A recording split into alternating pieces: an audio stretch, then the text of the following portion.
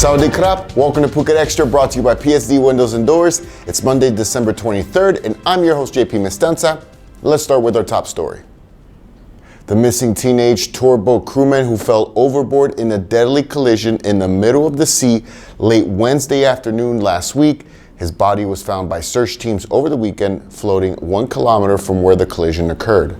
Phang Governor Chamrong made the announcement on Saturday afternoon that earlier in that day, they found the floating body of 17-year-old Kitipong Samanbut after a 3.5-day search in the waters of Phang Bay.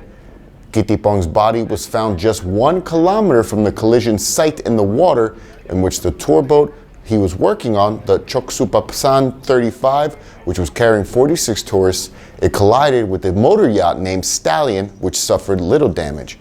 The captain of the Choksupasan 35, Surat Matosot, died from injuries sustained in the incident, and 6 tourists were admitted to hospitals for broken bones and other serious injuries, and at least 11 more were treated for minor injuries from the impact. For more, visit thephuket.news.com. About 10,000 mobile phones that have been jailbroken or have outdated operating systems will be banned from making mobile banking transactions starting May 1st, 2020, as part of the central bank's efforts to upgrade security for mobile banking. The Assistant Governor for Payment Systems and Financial Technology at the Bank of Thailand is telling the Bangkok Post that devices with obsolete operating systems that were jailbroken, they will no longer have access to mobile banking services due to their high security risk.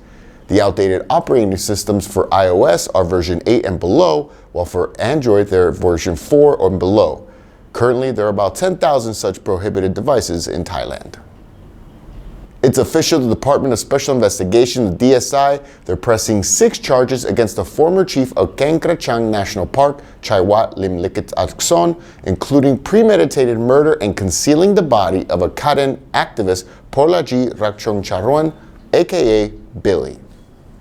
Billy was last seen alive in April of 2014 after Chaiwat and other park officials at the time arrested him for allegedly collecting wild honey. But at the time, he was helping his relatives sue Chaiwat over the torching of their bamboo huts and rice barns during a series of forced evictions in Keng Krachang National Park in Phetchaburi Province during that time. Billy's case made headlines around Thailand, and Chaiwat, along with other park officials, they were charged over his disappearance, but they were acquitted over lack of evidence. Then earlier this year, bone fragments from Billy's skull was found in an oil drum at the bottom of a reservoir at the Keng Krachang Dam, which led authorities to determine that he had been murdered. Which leads us to these fresh new charges against Chaiwat and 3 others, including unlawful detention, physical assault, robbery, body concealment, malfeasance, and premeditated murder. All of them had previously denied all the charges. Phuket Extra will be right back after this.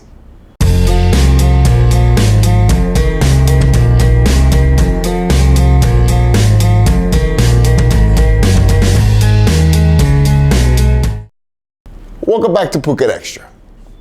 Authorities have paid 500,000 baht each in compensation to families of 3 victims who were shot dead by mistake during a clash with armed insurgents in Narathiwat last Monday. According to Secretary General of the Southern Border Provinces Administration Center, the compensation is, quote, only the beginning, as officials are considering further assistance which is not regulated by state laws. The 3 civilian men were shot by soldiers attached to a paramilitary light infantry force on Tawai Mountain on December 16th. The chief of the 45th Ranger Regiment, Dipat Aimpan, admitted it was the soldiers' mistake and said the officers involved in the shooting have turned themselves over to authorities. The main annual Tsunami Memorial event, this year marking 15 years since the disaster, will be held at the traditional location of Loma Park in Patong this Thursday, December 26. The official memorial ceremony will start at 6 p.m., followed by a candlelit ceremony for years known as Light Up Phuket, which returns this year after being removed from formal memorial events last year. Remembrance services on Thursday will begin further north at the Tsunami Memorial Wall located at the Mai Khao Cemetery near Mai Khao Beach at about 8:30 a.m. After the main remembrance speeches, there will be multi-faith services to remember those lost to the waves. The 2004 Asian tsunami claimed an estimated 230 to 280,000 lives in Indonesia, India, Sri Lanka, Maldives, and in Thailand. Official government estimates marked 5,000 confirmed dead, another 8,400 injured, and 3,700 missing, presumed dead, all lost to the tsunami. While deaths in Phuket were only 259, another 700 remain missing. And that's it for today's Phuket Extra, brought to you by PSD Windows and Doors. For safe, secure, and soundproof windows, visit pvcphuket.com.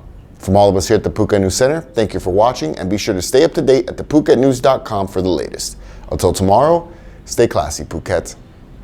Phuket's rapid modernization has made it one of the world's premier holiday destinations. Investors can still buy quality condominiums for as low as $75,000, and luxury properties can go all the way up to $20 million. Condominiums in Phuket are a safe, secure bricks-and-mortar investment offering foreigners freehold ownership.